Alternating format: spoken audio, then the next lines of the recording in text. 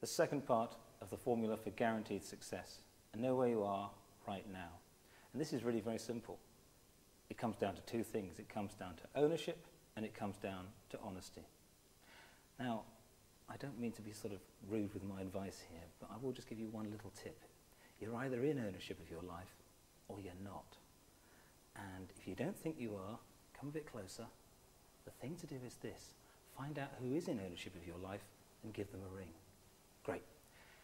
You know, I was working recently with a group of 40 senior managers in an organization. I was working with them on four lots of 10.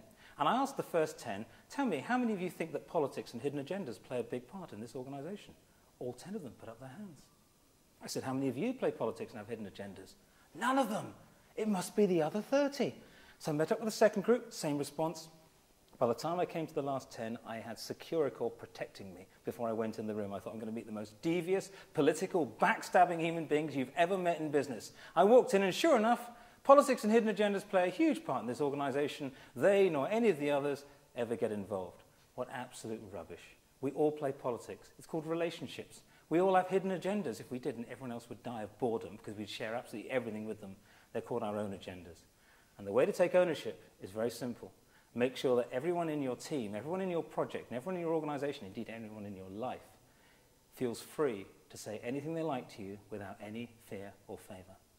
So if you translate that to teams, for example, you can simply do one thing to be one team right now, whatever your team is in life. There's several things you can obviously do. You can go canoeing in the Chile I was reading the other day, very expensive on the budget. You can go climbing in the Himalayas, not safe really, let's be honest. Or you can simply decide that from any given moment in time, you will never ever say anything behind anyone else's back that you would not say to their faces. And you'll be one team straight away. And if you're going to do these things, it takes bravery. So I'd like to be honest with you for a moment about what's wrong with you. I often get criticized because people come up to me and they say, David, you're a bit weird. You're positive and you're British. The two just don't go together at all. And people often tell me to go away to places like America and start again there. So let's be honest about what's wrong with you. And any of you watching this who perhaps call yourself sometimes cynical or skeptical, you're going to love this, okay? Number one question to ask yourself, what are the only two fears that you were born with? Go on, shout them out now. Heights? No. No. The dark? No. No. Snakes. Snakes is the most popular one that people mention, especially in urban areas. No, the only two fears that you were born with, one is a fear of falling over, which you need in order to learn to walk, and two, would you believe, is a fear of loud noises. And if you've got teenagers right now, you know they've got over that one. Every other fear you have, every other thing you think you can't achieve in life, every other worry you have literally made up. Therefore, it is not you. It is not you. And even if you don't believe me on that, whatever you're thinking right now, any worry you're thinking about will just start to crumble into dust, just as I say those words.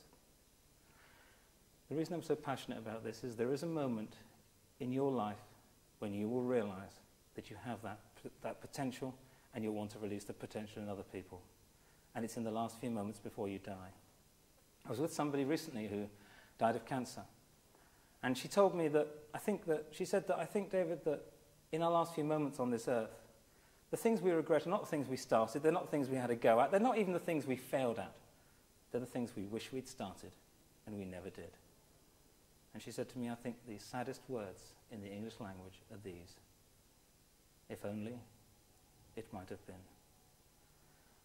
So may I just say something personally to you, and just to you. The one thing that you and I have in common, the one thing that you and I have in common, is that we are both at some stage going to close our eyes and we're going to die. So can you just tell me, please, why on earth would you fear anything?